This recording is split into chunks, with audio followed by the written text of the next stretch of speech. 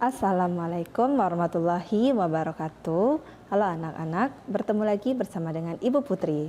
Pada pertemuan kali ini, Ibu akan menyampaikan materi pembelajaran untuk kelas 5, tema 2, subtema 3, pembelajaran 1. Namun, sebelum kita memulai pelajaran, mari kita berdoa menurut agama dan kepercayaan kita masing-masing. Berdoa dimulai.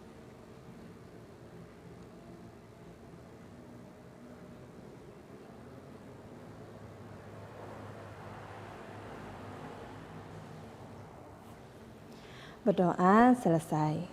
Sebelum Ibu menyampaikan materi pembelajaran kita pada hari ini, Ibu akan menyampaikan tujuan pembelajaran yang harus kamu capai pada hari ini. Tujuan pembelajaran yang pertama yaitu, siswa dapat menemukan informasi tentang bahaya kabut dan cara mengatasinya. 2. Siswa dapat menyebutkan informasi terkait dengan pertanyaan apa, siapa, di mana, bagaimana, dan mengapa. 3. Siswa dapat menyebutkan cara memelihara organ pernapasan. Subtema 3, memelihara kesehatan organ pernapasan manusia. Suatu hari, menjelang sore, langit tampak gelap. Mendung gelap menggantung di langit. Tiba-tiba secercah kilat menyambar dan terdengar suara petir menggelegar. Kemudian hujan turun dan air tercurah deras dari langit. Angin pun berembus sehingga suhu udara menjadi terasa dingin. Jika kamu berada dalam suasana seperti itu, apa yang akan kamu lakukan? Apakah kamu akan tinggal di dalam rumah, memakai baju tebal, dan minum teh hangat? Atau sebaliknya, apakah kamu lebih suka keluar dan bermain hujan-hujanan? Menurutmu, apakah bermain hujan-hujanan dapat menyebabkan sakit? Mengapa? Jelaskan jawabanmu.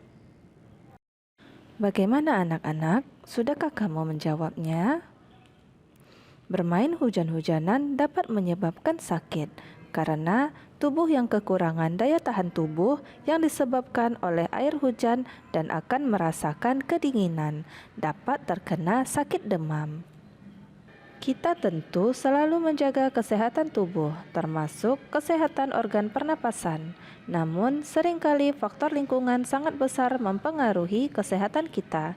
Seperti yang terjadi pada tahun 2015, bencana kabut asap melanda sebagian wilayah Indonesia, terutama di Sumatera dan Kalimantan. Bacaan berikut menyajikan bahaya kabut asap bagi kesehatan manusia. Simaklah cerita berikut.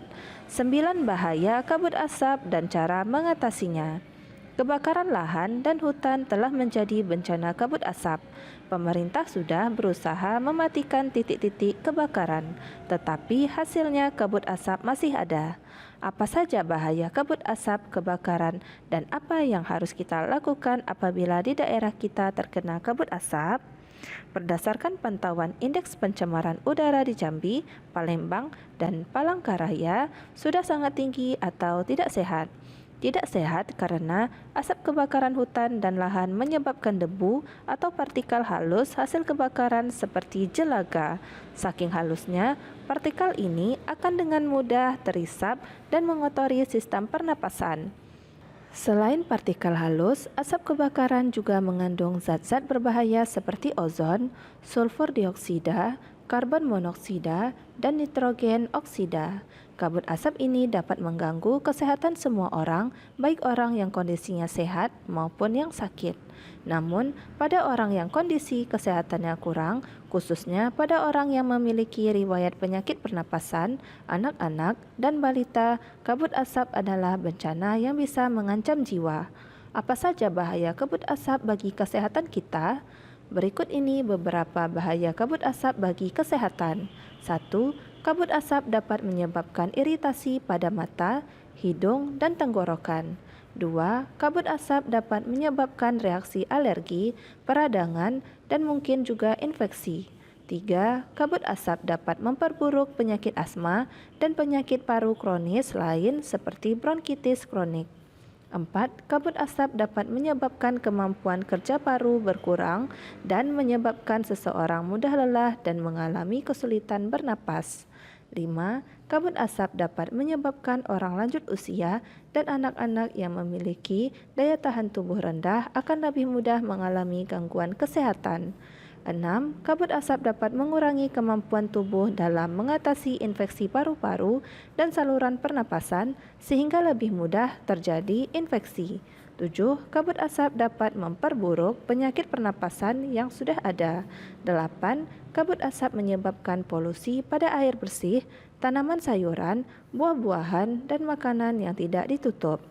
9. Kabut asap memperburuk kondisi lingkungan sehingga infeksi saluran pernapasan akut atau ISPA akan mudah terjadi. Bagaimana kita melindungi diri dari kabut asap? 1. Hindari atau kurangi aktivitas di luar rumah atau gedung, terutama bagi mereka yang menderita penyakit jantung dan gangguan pernapasan. 2. Selalu memakai masker jika harus pergi keluar rumah atau gedung. Pakailah masker dengan benar untuk menutupi hidung dan mulut. 3. Minumlah air putih lebih banyak dan lebih sering agar debu atau partikel halus yang menempel pada tenggorokan larut dan masuk ke dalam pencernaan sehingga ikut terbuang bersama kotoran. 4. Segeralah berobat ke dokter atau sarana pelayanan kesehatan terdekat bila mengalami kesulitan bernapas atau gangguan kesehatan lain. 5. Segera lakukan perilaku hidup bersih sehat atau PHBS seperti makan makanan bergizi, banyak minum, banyak mengkonsumsi buah, jangan dekat-dekat orang merokok, dan istirahat cukup. 6. Upayakan agar asap dari luar tidak masuk ke dalam rumah atau gedung. 7. Tempat penampungan air minum dan makanan harus ditutup dan terlindung dengan baik. 8. Buah-buahan dan sayuran dicuci sebelum dikonsumsi. Bahan makanan dan minuman yang dimasak perlu dimasak dengan baik. Selanjutnya, ayo berlatih. Dari bacaan 9 bahaya kabut asap dan cara mengatasinya di atas, buatlah pertanyaan dengan kata tanya apa, siapa, di mana, bagaimana, dan mengapa. Kemudian, tulislah jawaban dari pertanyaan tersebut. Tuliskan dalam bentuk tabel seperti contoh berikut. Untuk kata tanya apa, contohnya 1. Apa penyebab kabut asap? Penyebab kabut asap adalah kebakaran hutan. 2. Apa saja zat-zat yang terkandung dalam asap kebakaran? Zat-zat yang terkandung dalam asap kebakaran antara lain seperti ozon, sulfur dioksida, karbon monoksida, dan nitrogen oksida. Untuk kata tanya apa nomor 3 dan 4, kamu dapat kembali membaca teks yang berjudul 9 bahaya kabut asap dan cara mengatasinya. Selanjutnya, untuk kata tanya siapa, contohnya 1. Siapa yang berusaha mematikan titik-titik kebakaran? Pemerintah sudah berusaha mematikan titik-titik kebakaran. 2. Siapa yang kesehatannya dapat terganggu akibat kabut asap? Kabut asap dapat mengganggu kesehatan semua orang. Untuk kata tanya siapa nomor 3 dan 4, bacalah kembali teks yang berjudul 9 bahaya kabut asap dan cara mengatasinya. Untuk kata tanya di mana, contohnya 1. Di mana indeks pencemaran udara sudah sangat tinggi atau tidak sehat?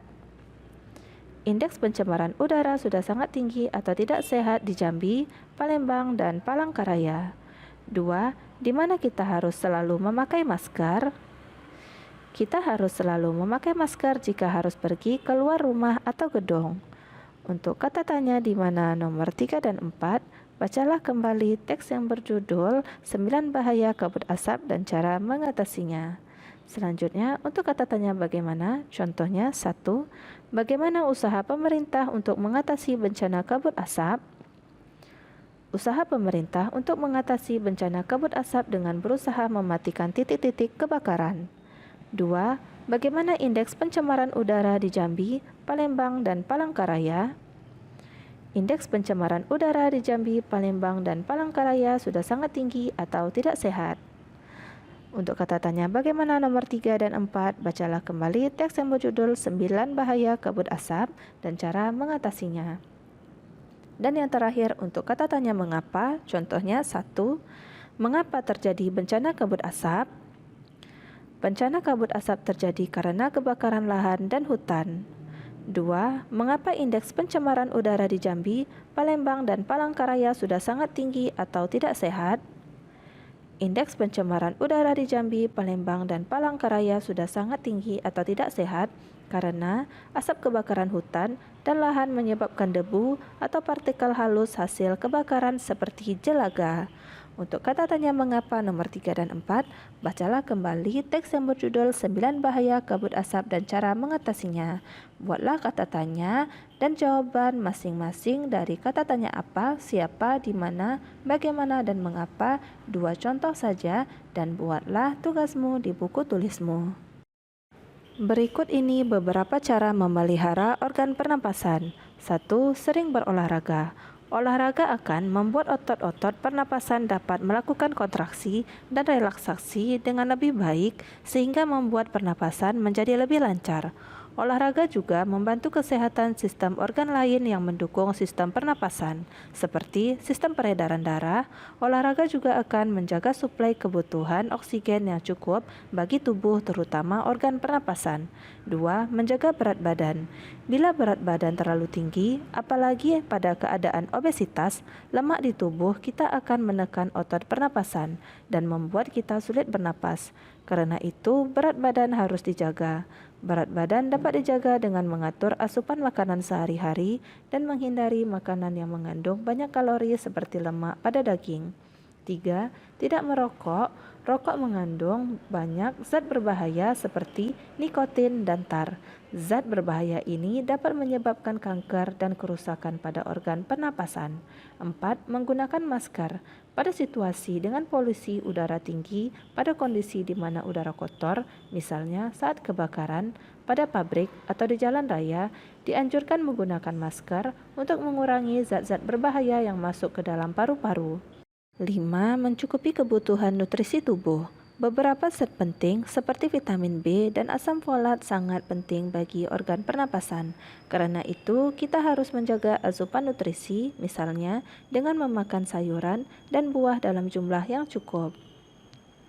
Selanjutnya, ayo renungkan. Mengapa kita harus menjaga kesehatan organ pernapasan? Kita harus menjaga kesehatan organ pernapasan karena organ pernapasan itu penting untuk bernapas. Jika tidak dijaga, maka akan berbahaya bagi tubuh dan tubuh kita menjadi tidak stabil. Ketika kita bernapas, maka karbon dioksida keluar dan diganti oleh oksigen, berfungsi untuk menjaga kestabilan tubuh. Demikianlah materi yang dapat Ibu sampaikan pada hari ini. Semoga apa yang telah Ibu sampaikan pada hari ini dapat bermanfaat untuk dirimu dan menambah ilmu pengetahuanmu. Jika dalam Ibu menyampaikan materi, ada tutur kata Ibu yang kurang berkenan, Ibu mohon maaf. Akhir kata, wassalamualaikum warahmatullahi wabarakatuh.